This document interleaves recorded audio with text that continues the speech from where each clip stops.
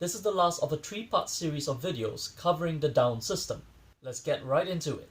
Welcome to Multi-Loving Model, the channel that shows you how to handle multiple interests, multiple relationships, and multiple approaches to finance. My name is Gerald, and I help people to figure out their way through life, love, and learning in order to customize their own happiness. If this is your first time on this channel, do check out the other 2 videos on this subject before you come here. I'll be waiting right over here in a while. If you're back, welcome back to this channel, and I hope this video finds you well. So today we'll be going through how the Down system applies in our lives, and especially for Flirty Freedom Friday, we are going to be talking specifically about the relationships. Once again, to recap, D stands for desires, O stands for obsessions, or you could use A for addictions, W is for wants, and N is for needs. In the last 2 videos, we have already seen that the priority stacking is like this. So if you're not sure why these are arranged in this particular order, please review the videos and have a look again. On Monday, we figure out why these should be prioritized as such, and how they pertain to importance versus urgency. And on Wednesday, we went through a little bit of how you should spend your money on these 4 categories. Today, we will explore whether you should meet these needs by yourself or by others. We will go through some relationship dynamic changes that may occur if you do not respect these considerations. We will also cover the relationship dynamic changes that may occur if you do respect these considerations. Now, last video I actually talked a little bit about obsessions already, so I'm just going to cover up a little bit extra in this video. So first and foremost, please let it be known that you are the one who is ultimately responsible for any of your DOWNs. And now with that said, who is the one who is actually able to do something about obsessions? Are you capable of fulfilling your own obsessions? Or do you rely on other people to fulfill them? Let's explore the first option. So as mentioned in the last video, your obsession is very much heavily driven by the dopamine system, which means that if you try to tackle your obsessions by yourself, what's going to happen is that you are going to continue to reinforce the dopamine system that has been put in place, which means that your obsession will grow stronger and stronger because you are acting on it. Therefore, the only way to really break out of the loop is to put an end to your obsessions. However, understand that stopping an addiction or an obsession actually takes a negative toll on your dopamine system. This means that it is entirely possible for you to go into very severe withdrawal symptoms. We have plenty of cases in alcoholics, smokers, and drug users, and it will be the same thing for your particular obsession. The difference here, I hope, is that you have not been artificially injecting dopamine into your system, and so this will make it easier for you to return your dopamine system back to its original state. But during this withdrawal process, if you try to overcome this just by yourself, it will be quite the struggle. And therefore, this is why you have to rely on other people to help you during this period of time. Like I mentioned in the previous video, you can have a financial agent or some kind of life coach, but it doesn't mean that those are the only third parties that are capable of doing so. You could have a trusted family member. You could have a trusted friend. The key concept is that you need someone to hold you accountable, and also to help you to develop a plan to overcome your obsessions. A third party is ideal in this case because they are not emotionally tied to what you have been doing. Therefore, they are the ones who are best capable of looking at your situation objectively and to be able to develop an effective plan that will help you to overcome that obsession. So if you pay attention to this consideration, here's what will happen. By enrolling other people to help you to overcome your obsessions, you will not only be able to overcome your obsessions faster, safer, and more effectively, you will also find the people who are genuinely willing to help you during your time of need. Whereas if you try to do this yourself, you run the risk of your dopamine system affecting your plan, and therefore coming up with ways that are not necessarily as effective when it comes to overcoming. In addition, if you have no accountability, there is no drive and there is no shame involved. There is no stick involved in the process. All you have is perhaps the carrot. And if that is the case, you will not have an effective management system when it comes to your obsessions. Which means that it will take more time, more resources, and probably you may not even be able to overcome the obsession itself. So if you have any obsessions, do seek out other people whom you can trust and enable them to help you to overcome your obsessions. Next, let's talk about your needs. Who should be responsible for your needs? Yourself or other people? First and foremost, I'm operating under the assumption that you are a normal, healthy human being, which means that you do not require the assistance of another person in order for you to do your activities of daily living. So if this is the case, should you be responsible or can you allow another person to be responsible for your needs? So first and foremost, let's set the record straight. You cannot trust another person to be reliable 100% of the time, but you can be 100% certain that the aftermath will be felt by you. This means that if you rely on another person for your needs, at some point they are going to fail. And when they fail, you are going to feel the effect of that failure. Because needs move your baseline of misery, if another person fails to provide for your need, you will end up miserable. The same applies if you are the one who is responsible. If you were responsible for a need, but you didn't fulfill it, then you will feel the effects. So now I'm getting to the crux of why it should be your responsibility rather than another person's. And the crux is this. If you fail to fulfill your needs, you will become miserable. And you will associate your misery with you not having fulfilled your needs. But if another person is responsible for your needs, and they fail to fulfill your need, the resulting misery will be associated with them. And if you associate your misery with the other person, it is going to affect your relationship. Next, let's talk about if you do fulfill your need. If you fulfill your own needs, your overall happiness is not going to be much higher. So if you fulfill your own needs, you are probably going to feel neutral about yourself. But if another person fulfills your needs for you, you will associate that neutrality with them. So if you look at it just purely on yourself, if you do not fulfill your need, you feel miserable about your actions. Whereas if you do fulfill your needs, you feel neutral about your actions. If another person were to fulfill your needs instead, if they fail to fulfill your needs, you will associate the misery you feel with them. And if they do fulfill your needs, you will still feel neutral about them. Therefore, no matter what the other person does, you are overall probably going to feel negative about them. And if you feel negative about the relationship between you and another person, you are probably going to harbor resentment at some point. And that is not the ideal kind of relationship that you would want to have with another human being, that being one of resentment.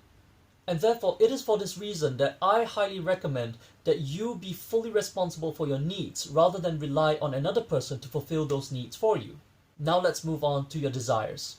In the last video, I mentioned that your desires can be fulfilled by other people and it can also be fulfilled by yourself. Why did I say that? Let's have a look why. Remember that fulfilling your desires increases your baseline of happiness, and that if you don't fulfill your desires, it doesn't really give a negative impact to your happiness. So let's say you are responsible for your desires. If you did not manage to fulfill your desires, you would be neutral about it. Whereas if you did fulfill your desires, you would feel positive about it. And the same would go if another person fulfilled your desires. If they did not manage to fulfill your desires, you would feel neutral about it. And if they did fulfill your desires, you would feel positively towards them. So in this particular case, if you were responsible for your own desires, it is in general a win all around. And if another person fulfilled your desires, you would generally associate positivity with them. And that is a great basis for a relationship. So when it comes to things that you desire, it is good to allow other people to help you with your desires as well. Because this causes you to have a more positive relationship with the other person, which makes for an incredibly good relationship. Whereas if you are able to fulfill it by yourself, you would still be overall happier.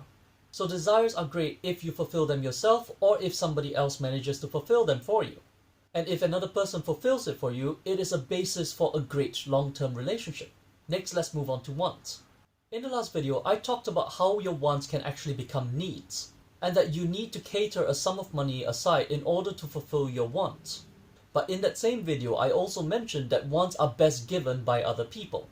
So let's talk a little about that contradiction. Recall that your wants increase your happiness, but it is not a long-term increase. As such, if you do not get your wants, you are not going to be miserable. But if you do fulfill your wants, you get a happiness spike.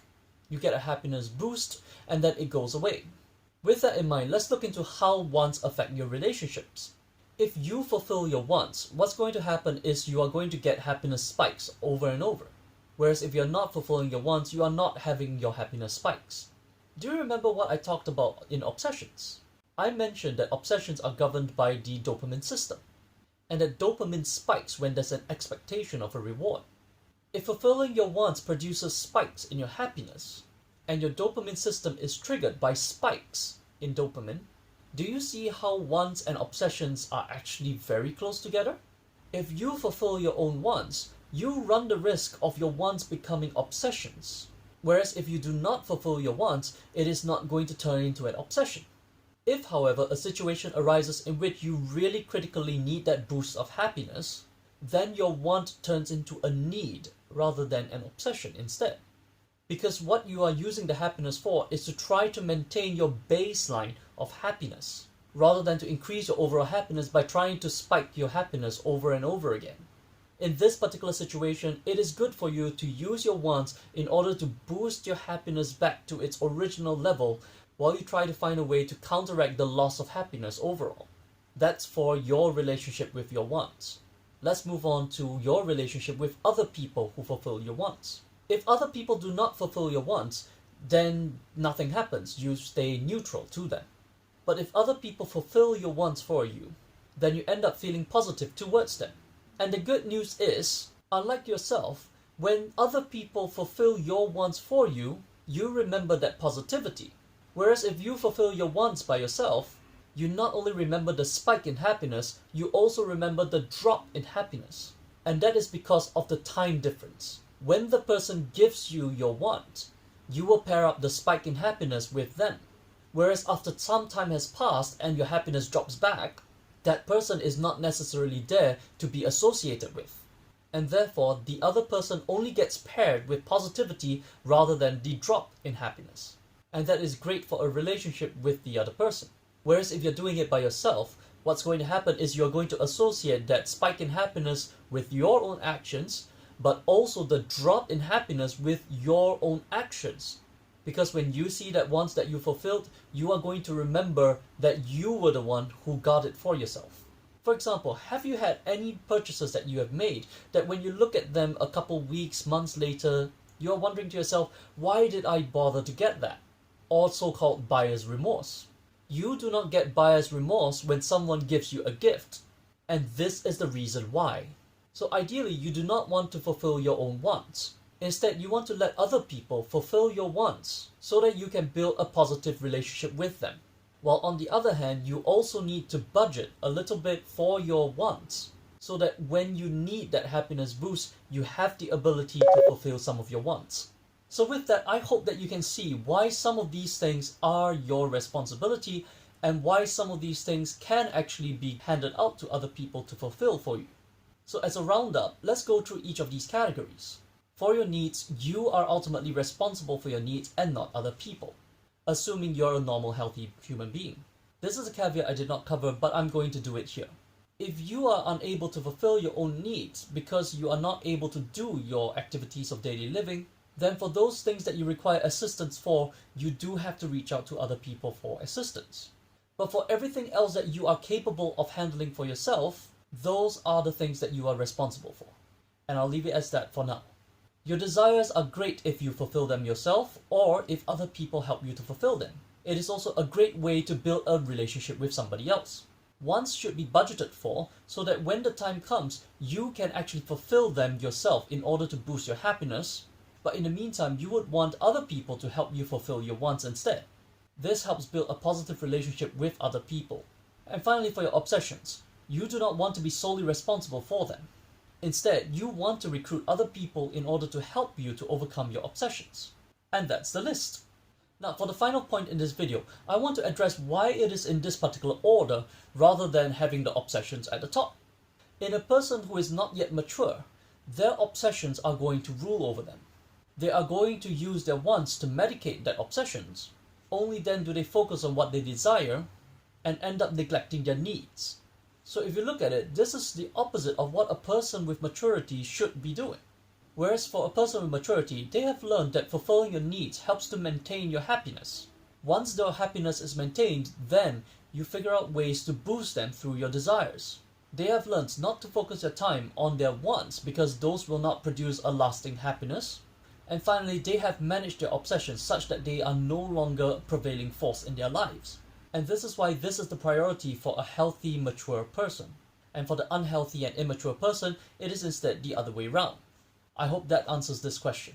So what do you think? Have these 3 videos helped you to understand your own down system? and how you can manage your own downs.